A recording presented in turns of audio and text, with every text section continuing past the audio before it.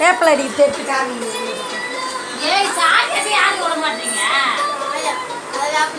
வேப்பிலை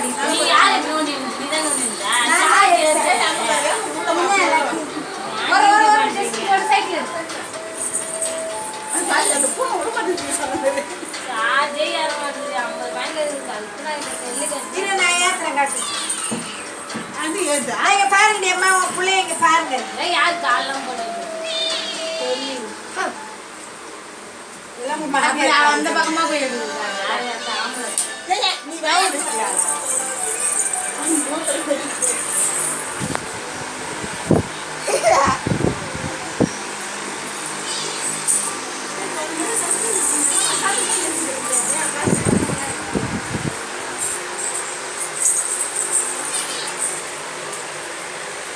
நீ தெரியுது. ஐயோ உங்க சொல்ல சூப்பரா தெரியுதா போறாங்களா